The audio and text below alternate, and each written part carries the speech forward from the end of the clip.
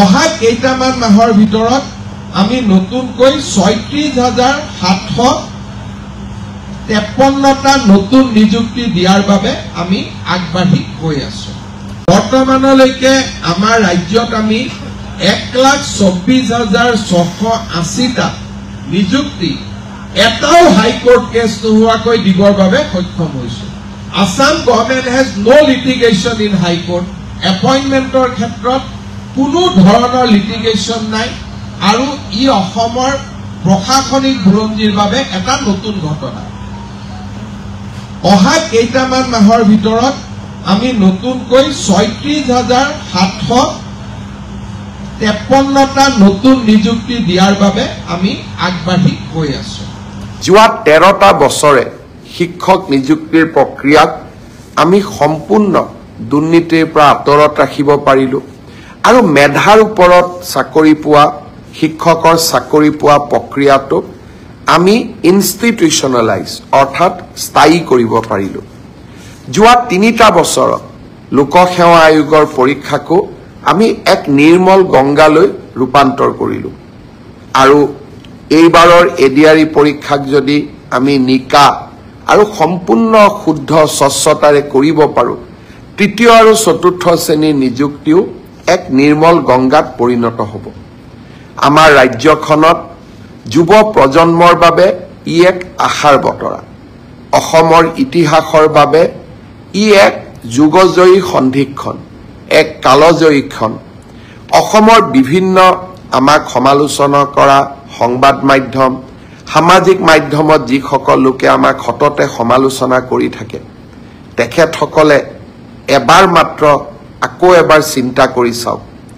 কংগ্ৰেছ দলৰ মুখ্যমন্ত্ৰী এজন থাকিলে, অসমত কংগ্ৰেছৰ চৰকাৰ থাকিলে, চৰকাৰী চাকৰিত এনে নিৰ্মলতা স্বচ্ছতা সম্ভৱ হ'লহেঁতেন নেকি? আমাক সমালোচনা কৰা সকলেও এটা মুহূৰ্তৰ বাবে কংগ্ৰেছৰ সেই শাসনকাললৈ মনত পেলাওক। ডাঙৰ ডাঙৰ মন্ত্ৰীৰ ল'ৰা, বিষয়াৰ ল'ৰা, ধনী আঢ্যবন্ত পৰিয়ালৰ ল'ৰা ছোৱালী, ১ কোটি টকাৰ লৈ উপঢৌকন, ৰাকেশ পালৰ দৰে ব্যক্তিৰ সৃষ্টি আৰু অসমৰ দৰিদ্ৰ মধ্যবিত্ত সমাজখনত অগাধ লুণ্ঠন, এই কংগ্ৰেছৰ শাসনকালৰ স্বাক্ষৰ আছিল।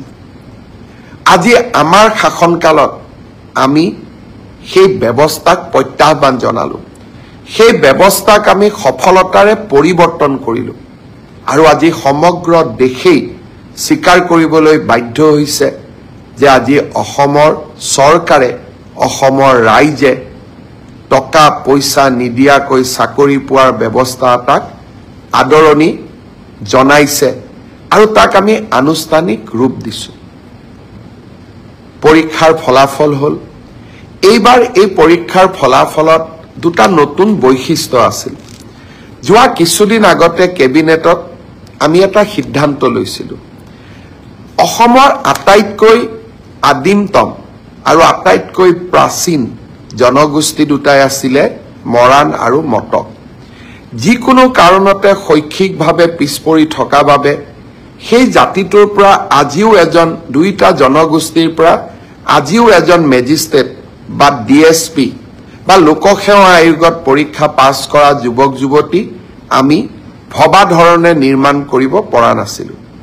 মই এবাৰ প্ৰতিশ্ৰুতি দিছিলো যে মৰাণ জনগোষ্ঠীৰ বাবে এটা মেজিষ্ট্ৰেটৰ পোষ্ট আৰু তেওঁলোকৰ বাবে এটা ডিএছপিৰ পোষ্ট আমি সংৰক্ষণ কৰিম আৰু তেনেধৰণে মটক জনগোষ্ঠীৰ বাবেও এটা ডিএছপি পোষ্ট আৰু আমি এটা মেজিষ্ট্ৰেটৰ পোষ্ট আমি সংৰক্ষণ কৰিম। এইবাৰ মৰাণ মটক জনগোষ্ঠীৰ স্বাগতা বৰুৱা আৰু মৰাণ জনগোষ্ঠীৰ সেউজ দহোটীয়াই এই সংৰক্ষিত আসনত এছিএছত উত্তীৰ্ণ হ'বলৈ সক্ষম হ'ল। ঠিক তেনেধৰণে মটক জনগোষ্ঠীৰ ত্ৰিনয়ন দত্ত আৰু প্ৰাচিত মৰাণ জনগোষ্ঠীৰ পৰা ডিএছপি পোষ্টত সংৰক্ষিত আসনত নিযুক্তি পাবলৈ সক্ষম হ'ল। ইয়াৰ উপৰিও মটক জনগোষ্ঠীৰ 3 গৰাকী যুৱক যুৱতীয়ে সুস্মিতা বৰুৱা, দিবাকৰ গোহাঁই আৰু ইন্দ্ৰাণী সেনাপতিয়ে মেধাৰ ভিত্তিত লোকসেৱা আয়োগৰ পৰীক্ষাত উত্তীৰ্ণ হ'বলৈ সক্ষম হ'ল। যি ধৰণে আমি অসমৰ খিলঞ্জীয়া জাতিসত্তাসমূহৰ উত্থানৰ বাবে কাম কৰি আছো,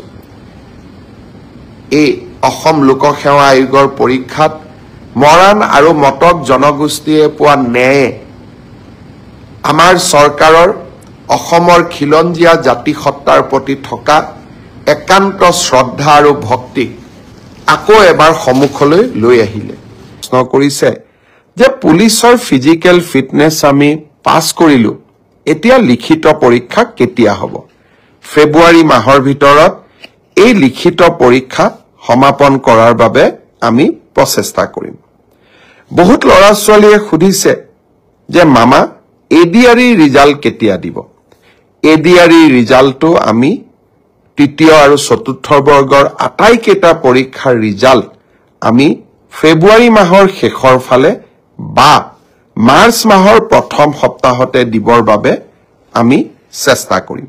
ইতিমধ্যে এই গোটেই প্ৰচেষ্টাবোৰ আৰম্ভ হৈছে আৰু আমাৰ প্ৰচেষ্টা হ'ব যে নিৰ্ধাৰিত সময়ত এইবাৰ আমি প্ৰতিশ্ৰুতি দিয়া অনুসৰি 30,000 নিযুক্তি আমি যাতে সমাপন কৰিব পাৰোঁ। DSP বা লোকসেৱা আয়োগত পৰীক্ষা পাছ কৰা যুৱক যুৱতী আমি ভবা ধৰণে নিৰ্মাণ কৰিব পৰা নাছিল। এয়া হৈছে নতুনকৈ আবেদন কৰা।